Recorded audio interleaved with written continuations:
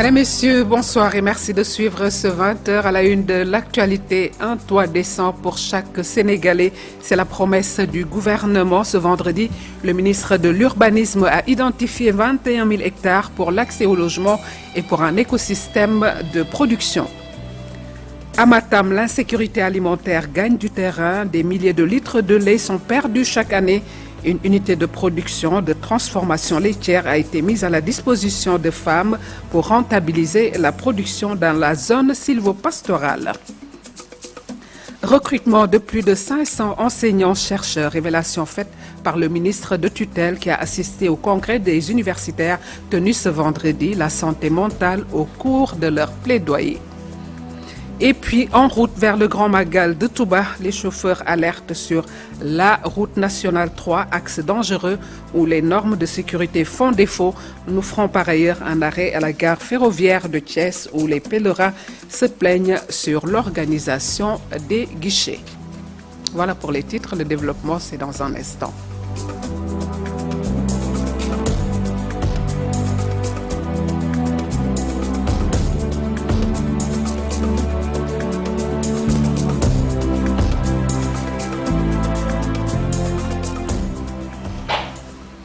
Un toit décent pour chaque Sénégalais, c'est l'objectif du gouvernement. 21 000 hectares sont identifiés, dont 4 000 déjà sécurisés. Le ministre de l'Urbanisme veut créer ainsi un écosystème de production et faciliter l'accès au logement. Révélation faite ce vendredi par le ministre Balla Moussa Fofana que je vous propose d'écouter au micro de Hal Hassan Ba Yaya Diallo. Ce programme national d'accès au logement et de renouveau urbain qui aujourd'hui fait partie des projets prioritaires du gouvernement du Sénégal, dont la logique est de régler un problème qui est chronique. Le problème qui est chronique aujourd'hui, c'est un déficit annuel. Chaque année, les Sénégalais ont besoin d'environ 15 000 unités. Malheureusement, nous n'en produisons que 5 000 et nous avons un déficit structurel de 10 000 unités.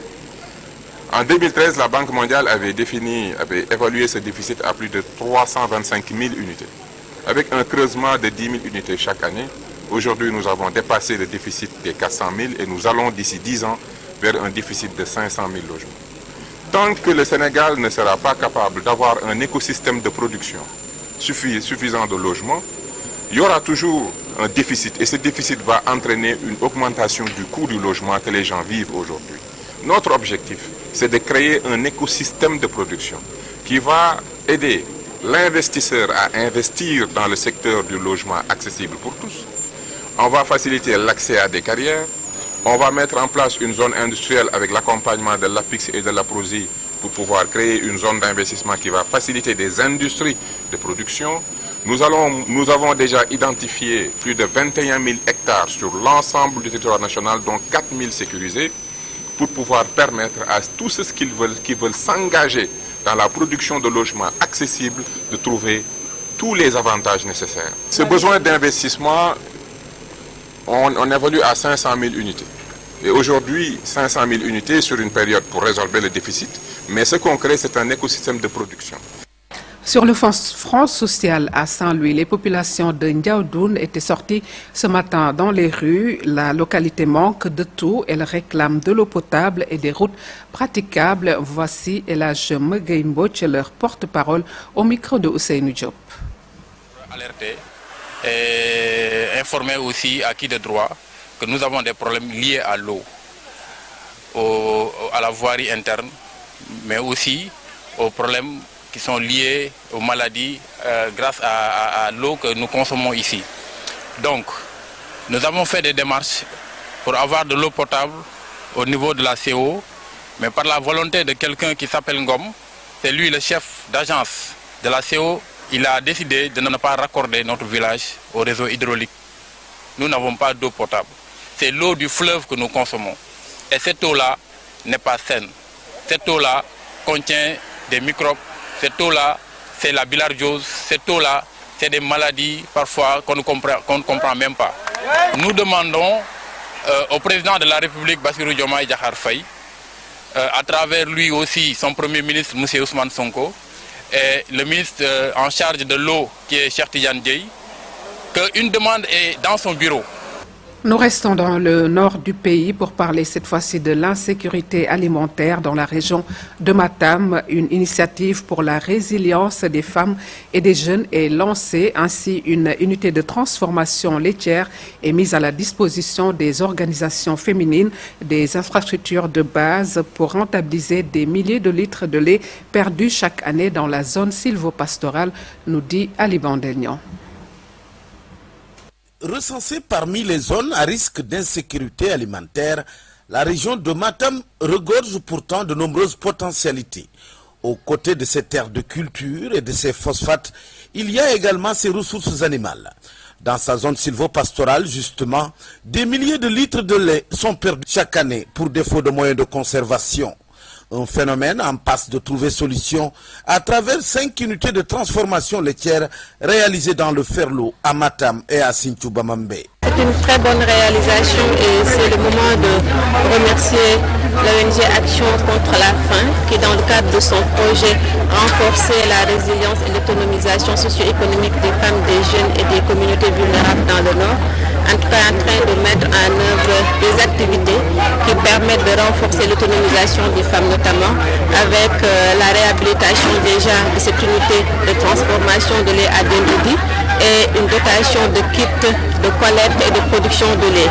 Il l'a fait pour Dendodi, la commune de Ourossogui aussi, des groupements de femmes ont été bénéficiaires là-bas, ainsi qu'un Abadi, de même que dans le village de Oromolo où on va terminer. C'est vraiment des actions à louer et ça permet aujourd'hui de contribuer à l'amélioration de l'insécurité, à l'amélioration et la lutte contre l'insécurité alimentaire et permettre à ces femmes-là de pouvoir mener des activités génératrices de revenus et d'améliorer toute la chaîne de valeur déjà dans la zone sylvopastorale à Dendodi en ce qui concerne la filière lait. Financées par la coopération espagnole, ces unités de transformation avec comme principale source d'énergie le solaire ont été remises en marge par l'ONG Action contre la faim. Dans la mesure où cette activité s'inscrit dans le résultat 2 du projet qui est l'amélioration des capacités de valorisation des bénéficiaires sur les produits d'origine animale et végétale. C'est pourquoi, lors de la sortie d'un diagnostic avec le service départemental de l'élevage, nous avons enrôlé 4 unités de transformation laitière, notamment Denoudé, Uromolo, Nabadji et Ourossogui. Donc aujourd'hui, derrière moi, vous voyez l'unité laitière de travaux Denoudé qui n'est pas fonctionnelle depuis 10 ans. Une nouvelle page dans le secteur de l'élevage dans la région de Matam en passe de devenir la première zone de production du lait au Sénégal. Dans ce registre de sécurité alimentaire, nous parlons de la lutte contre la malnutrition infantile. Une journée de mobilisation sur l'allaitement maternel est organisée par l'ONG ACDEV en partenariat avec le poste de santé de Golfe Sud, Guédiawaye, Yeumbeul et Keur Massar ont été ciblés pour la sensibilisation. Voici Dr Aïssatou Sow au micro d'Abdoulaye Patéane. L'allaitement maternel a beaucoup baissé au Sénégal, généralement. Par exemple, selon l'enquête démographique et de santé 2023, de 2018 à 2023, le taux est passé de 46% à 34,4%. Donc, ce qui est vraiment un peu critique pour le pays. Du coup, nous, dans notre projet, on s'appuie vraiment sur l'allaitement maternel parce qu'on sait que c'est la base. On sait que le lait maternel est le premier aliment de l'enfant. Donc, si un enfant est allaité exclusivement au sein, surtout pendant les 6 premiers mois, cet enfant a plus de chances d'être en bonne santé. Il fera moins d'infections comme les diarrhées, les infections respiratoires. Il y a les tabous, il y a nos cultures et puis il y a aussi le fait que les mères actuellement elles travaillent beaucoup. Et surtout c'est au niveau de la communauté, c'est l'information qui ne passe pas normalement.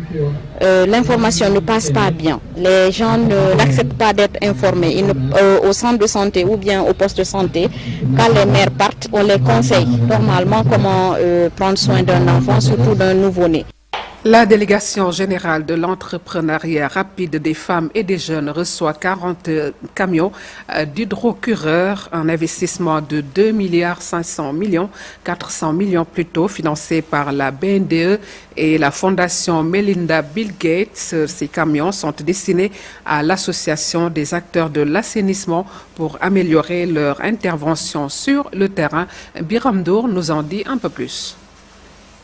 L'assainissement franchit une nouvelle étape avec l'arrivée de 40 camions hydrocureurs flambant neufs, acquis dans le cadre de la phase pilote du projet d'appui au renouvellement des camions hydrocureurs. Financé à hauteur de 2,4 milliards de francs CFA par la DER/FJ, la BNDE et la fondation Bill et Melinda Gates, ce programme vise à moderniser un parc vieillissant et à renforcer l'efficacité des services sur le terrain. Il illustre la capacité de coopération entre institutions publiques, partenaires financiers et acteurs privés pour répondre à des enjeux majeurs de salubrité et de santé publique. C'est avec une profonde satisfaction que nous procédons aujourd'hui à la réception de ces camions hydrocureurs acquis grâce au partenariat stratégique entre la DER/FJ, la BND et la fondation Bill et Melinda Gates. Ces outils modernes arrivent à point en cette veille de Magal pour soulager les populations et contribuer à un meilleur cadre de vie. Et en tant qu'ancienne maire, je mesure pleinement l'importance d'un tel équipement pour les collectivités car c'est une réponse concrète, efficace, innovante aux défis d'assainissement que connaissent nos villes et nos communes. Nous faisons ainsi la démonstration que les synergies entre partenaires publics et privés soutenus par une volonté politique claire peuvent transformer des ambitions. Nous jouons notre rôle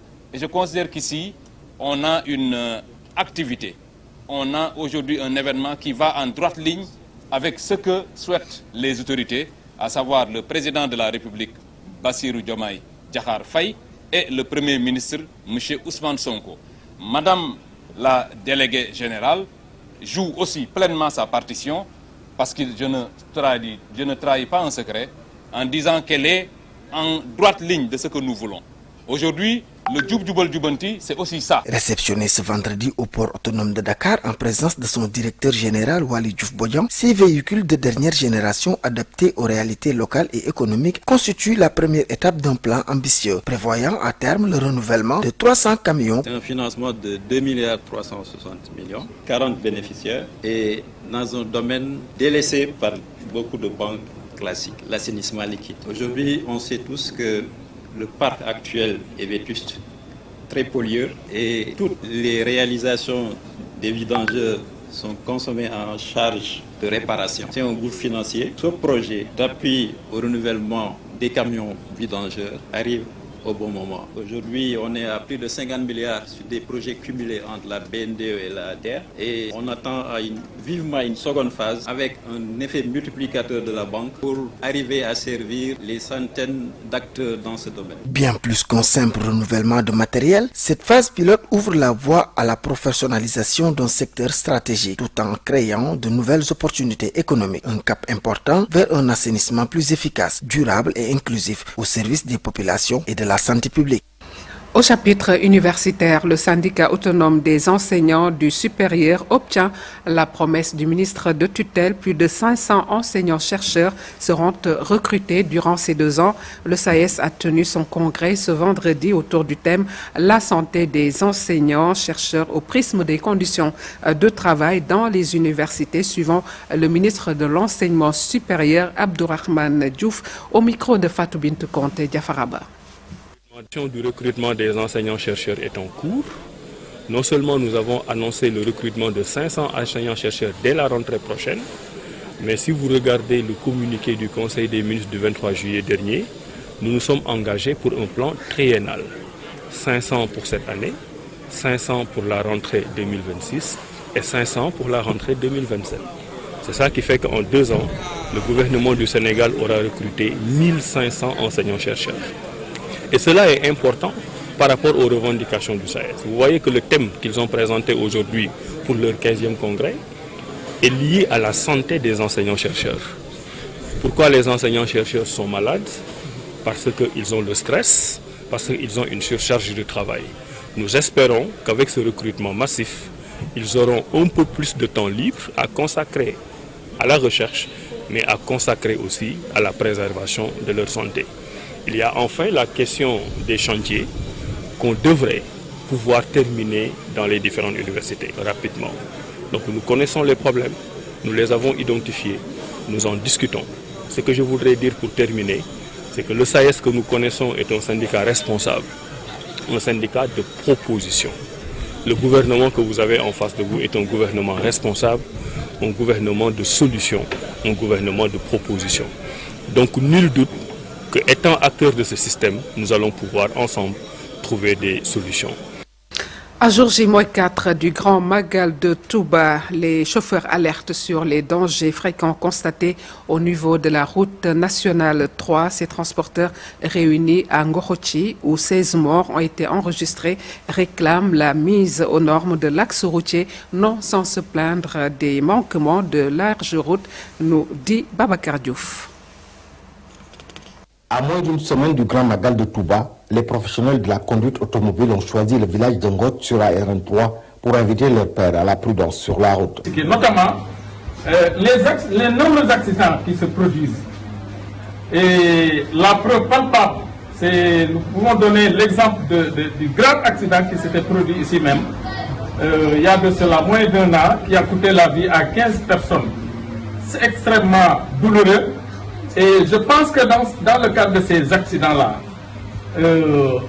des facteurs ont été déterminés, tels que le facteur humain, le facteur technique, mais le facteur lié aussi à l'étroitesse des routes.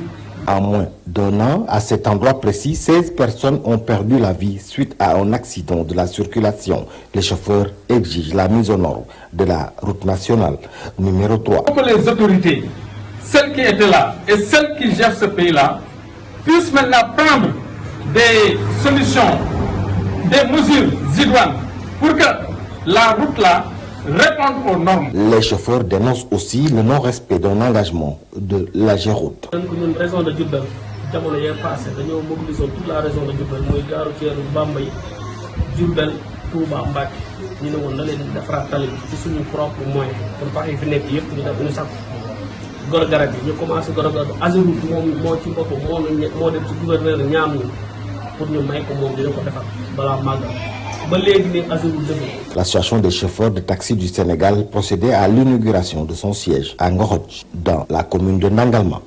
Toujours en route vers le Grand Magal de Touba, une opération de dépannage gratuit est lancée par Revas. Le groupement des vrais artisans de l'automobile du Sénégal insiste au respect, invite plutôt au respect du code de la route. Voici Mbaye Fall, le secrétaire général de Revas, au micro d'Abdoulaye Patéan. Nous sommes ici pour le lancement des activités de dépannage gratuit que nous avons l'habitude de faire à chaque événement. Ce qui est prévu, c'est accompagner les pèlerins, de les dépanner pour tous ceux qui ont comme désagrément sur la route. Ils n'ont qu'à appeler les numéros qui sont vraiment dans le fichier que nous allons mettre dans le net. Tout le monde aura accès à ces numéros-là. Pour que où vous trouvez, vous pourrez contacter le Revas national pour pouvoir être dépanné gratuitement. Quand on est fatigué, on garde le véhicule. Si on a des bobos, on garde le véhicule et on appelle pour qu'on puisse venir vous secourir pour le dépannage gratuit. C'est la prévention. Comme ça a été toujours, nous faisons de la prévention. Avant, pendant, après les événements, nous faisons toujours la prévention.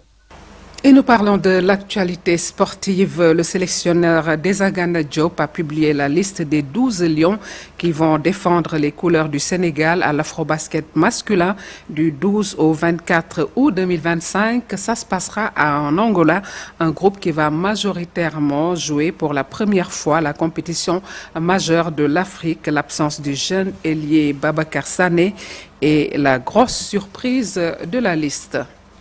Nous terminons par l'actualité plutôt des Jeux olympiques, toujours dans le sport. Ces Jeux de la jeunesse Dakar 2026, des anciens olympiens du Sénégal s'impliquent dans l'organisation. L'annonce est faite par le coordonnateur général du comité d'organisation, Ibrahima Wade, d'ajouter que les Olympiens vont participer à la tournée de la flamme olympique et à la préparation psychologique des jeunes athlètes. Ibrahima Wade est au micro de Sadi Boudjara. D'autres pays l'ont fait lors de la tournée de cette flamme, d'avoir à mobiliser les Olympiens qui seront des porteurs de la flamme. D'autres citoyens, bien entendu, seront porteurs de la flamme, mais porter la flamme olympique, qui mieux qu'un Olympien. Nous avons également identifié un certain nombre d'activités, dont, comme vous le savez, le 31 octobre, quand nous allons procéder au dévoilement de la mascotte, et que ça correspondra à un an de la cérémonie d'ouverture des Jeux, que nous ayons l'opportunité de leur participation, de leur présence. Il y a aussi beaucoup de points sur lesquels les représentants du ministère des Sports ont pris bonne note et nous avons convenu, pour les impliquer dans la préparation des athlètes, d'avoir à organiser très prochainement, sous l'égide du ministère des Sports et du CNOS, une rencontre entre l'association des Olympiens, le comité national olympique, les fédérations nationales et bien entendu tout ça coordonné par le ministère des Sports, pour nous permettre de voir quelle va être leur implication, leur participation et leur portage dans la préparation des jeunes athlètes qui auront à défendre les couleurs du Sénégal. Cette ferveur qui anime et cette flamme qui anime encore les anciens Olympiens qui ont eu à défendre partout les couleurs du Sénégal et qui méritent véritablement cet hommage qu'on leur rend. Voilà qui met un terme à cette présente édition réalisée par Modou Fall, Elhaj Malik, Aziz Soumaré et bien sûr Lansana Djigali. Merci de l'avoir suivi. Excellente suite des programmes sur la télévision Leader. Au revoir.